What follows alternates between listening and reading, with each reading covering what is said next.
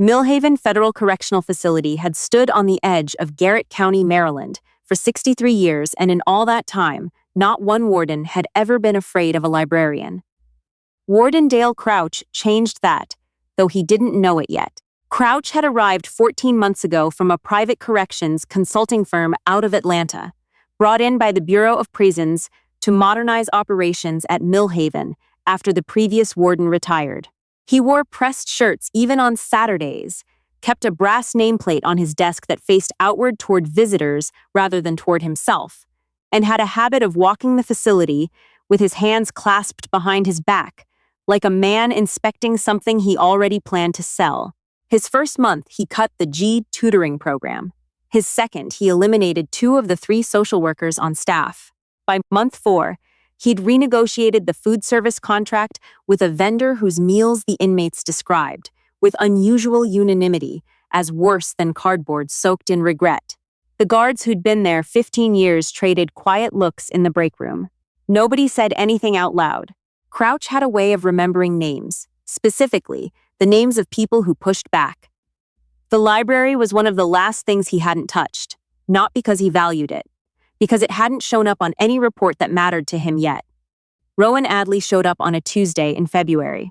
She came in for the librarian position the same way she did everything, quietly, without announcement, wearing a dark green cardigan that looked like it had been washed 400 times and still kept its shape out of pure stubbornness. She was 31, with close-cropped hair, steady hands, and the particular stillness of someone who had learned long ago that stillness was a form of control. Her resume listed a master's in library sciences from the University of Maryland and 4 years managing resource programs at a nonprofit in Baltimore. Nothing unusual. Nothing that would make anyone look twice. Supervisor of programs Lenora Hatch interviewed her. Lenora had been at Millhaven for 19 years, had seen 5 wardens come and go, and had a gift for recognizing which new hires would last and which ones would be gone by spring. She watched Rowan answer questions with calm, unhurried sentences and thought, this one's carrying something heavy. Doesn't show it. Knows not to. She hired her the same afternoon. Rowan took over the library the following Monday. The room was a long rectangle on the east wing, second floor, with tall windows that let in pale winter light and rows of shelves that hadn't been reorganized in years. The collection was a strange mix: legal texts, donated paperbacks, outdated encyclopedias, a surprising number of books about fishing. She didn't complain about any of it. She cataloged what was there, identified what was missing, and by the end of her first week had submitted a request to the regional coordinator for updated legal references, vocational materials, and a small but specific selection of titles in Spanish. Because 40% of the population spoke Spanish as a first language, and the library had exactly 3 books in that language, one of which was a dictionary from 1987. The guards liked her, not effusively, not in the way that made anyone uncomfortable, but in the quiet way of people who notice when someone treats them like adults. She remembered their names. She didn't make them explain things twice.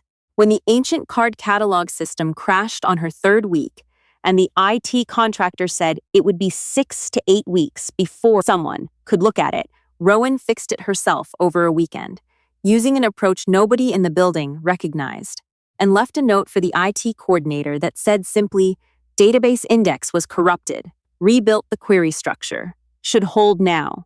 The IT coordinator, a 26-year-old named Perry Gibbons, stared at the note for a long time. He'd been working on government systems for 3 years and had never seen anyone fix that particular issue without a full reinstall. He mentioned it to Lenora Hatch, who filed it somewhere in the back of her mind and said nothing. The inmates respected Rowan in the way that people who have seen a great deal of human performance recognize authenticity when it sits down across from them. She didn't talk down. She didn't perform empathy.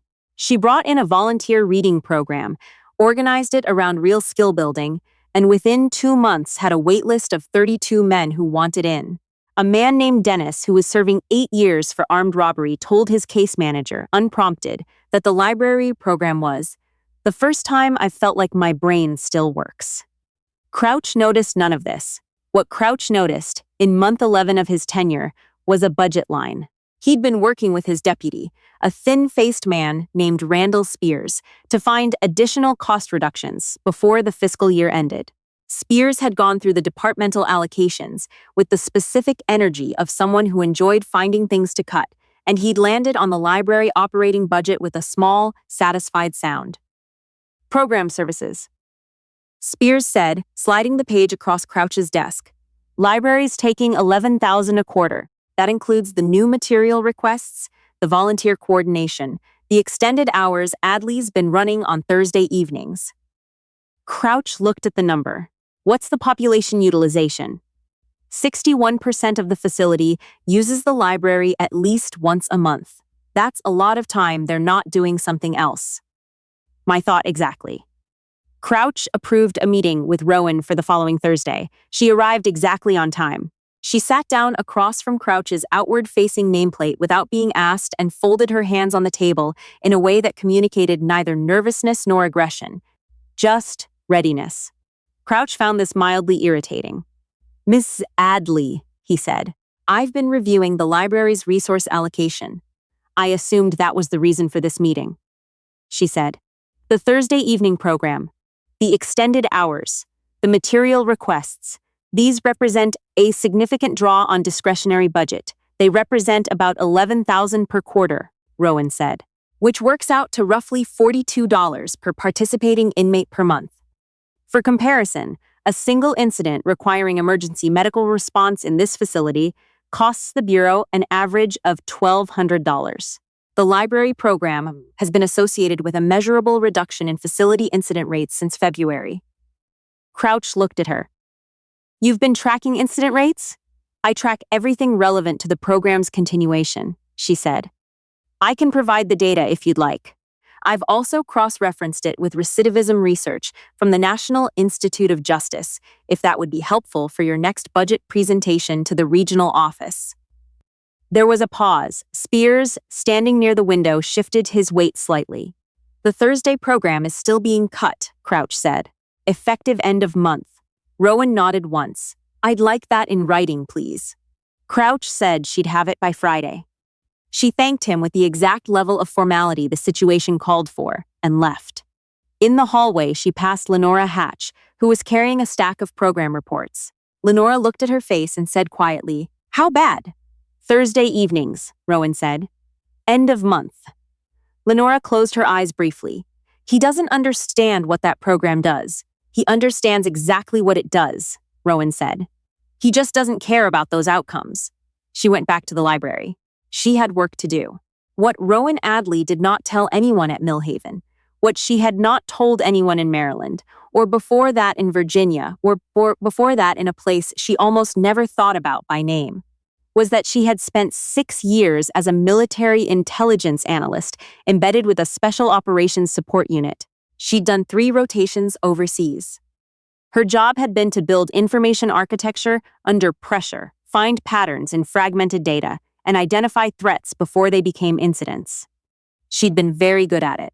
She'd left honorably, at 26, because of a choice she'd made that she stood by, and that cost her something she didn't talk about. The library science degree was real. The nonprofit work was real. The quiet life she was building was real.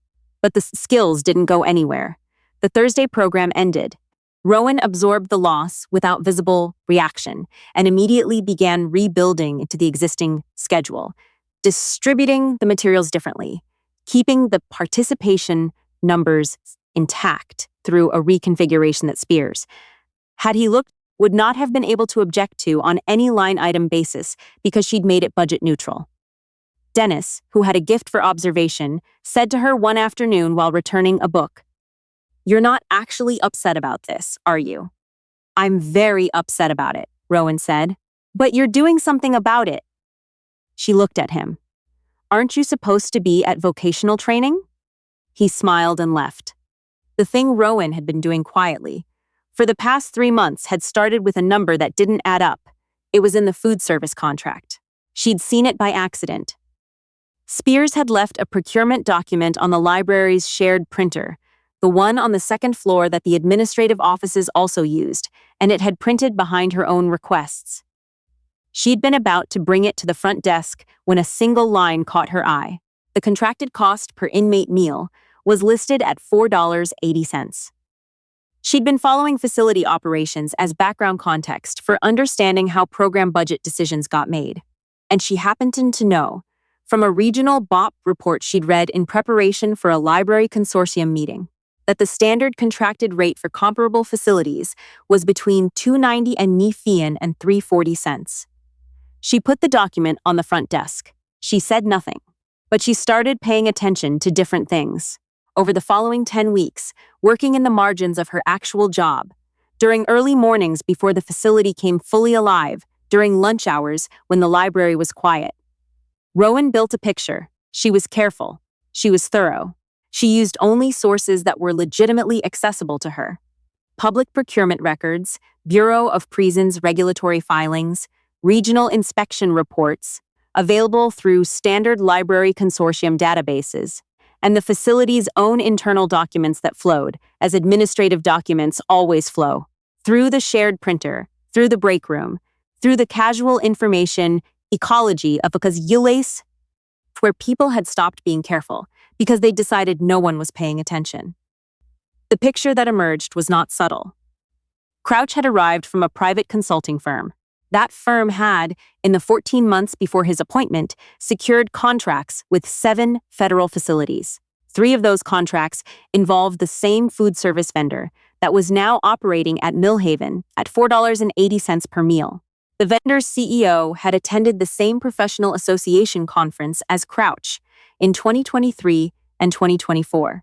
The contract renewal at Millhaven, signed 4 months ago, had bypassed the standard competitive bidding process through a provision that allowed emergency exceptions when continuity of essential services was at risk, a provision that had been invoked based on a documented service disruption at another facility that Rowan, after 2 hours of cross-referencing, could not find any evidence had actually occurred. There was more. The medical services subcontract, the commissary pricing structure, a facilities maintenance agreement with a Maryland company that had been incorporated 8 months before Crouch's appointment and whose registered agent was a name she recognized from the consulting firm's public client list. She sat with it for a week before she did anything. Not because she was afraid, because she wanted to be certain she was right, and she wanted to be certain about what she was going to do next. She was not going to hand it to Lenora Hatch and let it disappear into the institutional silence that protected people like Crouch. She was not going to send an anonymous tip that could be traced and buried. She understood from experience exactly how these things got smothered when they were handled softly. She made 3 copies of everything. She stored them in 3 different locations. She identified the specific oversight body with jurisdiction, the BOP Office of Inspector General, and the correct contact protocol. She identified the FBI field office in Baltimore that handled public corruption cases and the specific supervisory agent whose name appeared on 2 prior BOP contractor fraud prosecutions. She wrote a summary document that was clean, sequential, and citation-dense. The kind of document an analyst writes when they know it will be read by people who are skeptical and pressed for time and need to be able to follow every thread without asking questions. Then she waited for the right moment, because she also understood that timing was not impatience dressed up as strategy. Timing was its own kind of precision. The moment arrived in the form of Crouch overreaching. He announced at a staff meeting in October that the library's physical space was being repurposed. The East Wing, 2nd floor, would be converted into additional administrative office space. The library collection would be consolidated into a single cart that would rotate between housing units on a 1-day-per-week schedule. The transition would be complete by December 1st. Rowan heard this sitting in the 3rd row. She did not react visibly. She watched Lenora Hatch's face go gray. She watched Perry Gibbons look at his hands. She watched the guards in the back of the room exchange the kind of look that people exchange when they've been waiting for something to be the last straw. She went home that evening and filed everything. The OIG contact first, then the FBI field office. Then, and this was the part that required the most precision, a detailed submission to the Senate Subcommittee on Federal Corrections Oversight, whose staff director she had identified as someone with a documented interest in contractor fraud in bureau facilities based on a hearing transcript from the previous spring that she'd read in full. She used her name. She signed everything. She had never been anonymous about the things she believed in, and she wasn't going to start now. What happened next moved much faster than inside the facility expected, because the people on the outside had been waiting for documentation that was airtight, and Rowan had given them documentation that was airtight. The FBI made contact with her within 4 days. 2 agents, a woman named Doyle and a younger man whose name she forgot immediately, came to the library on a Friday afternoon after hours with credentials and a prepared list of questions. She answered all of them. They were thorough. She was thorough. The meeting lasted 2 hours and 40 minutes. How long did it take you to compile this? Agent Doyle asked near the end, holding the summary document. 10 weeks of active compilation, Rowan said. 3 months of background pattern recognition. Doyle looked at her. What's your background, Mrs. Adley? Library science, Rowan said. Master's from Maryland. Doyle held her gaze for a moment. Right, she said, and wrote something down.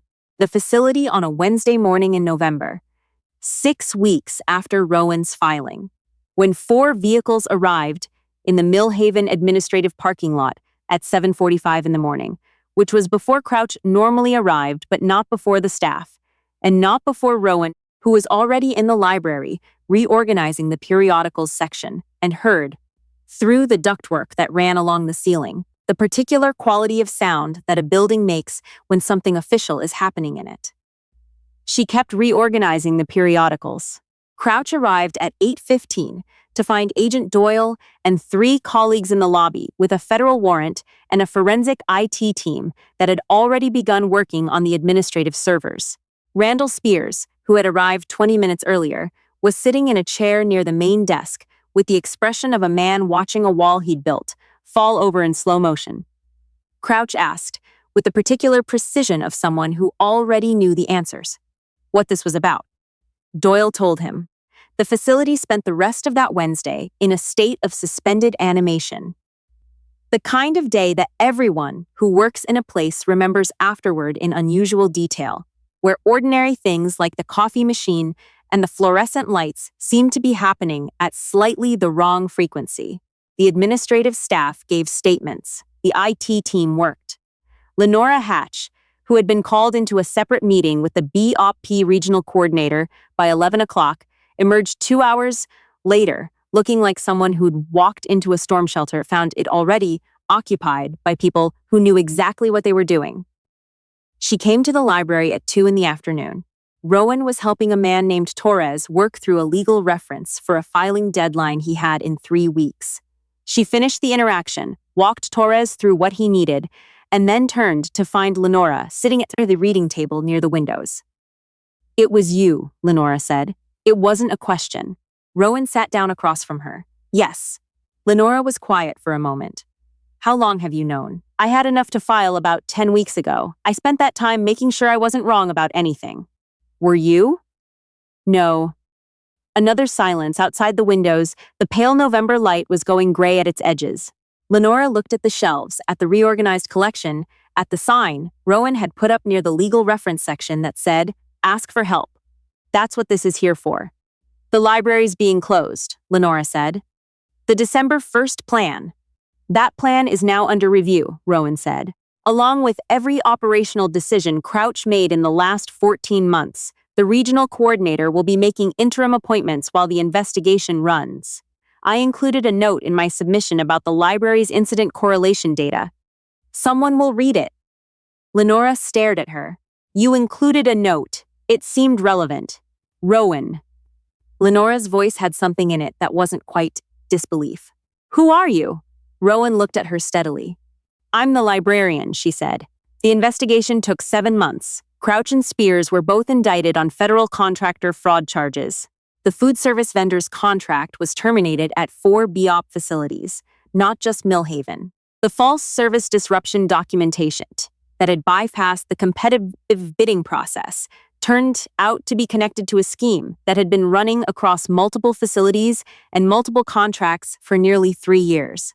Rowan was called to give testimony twice.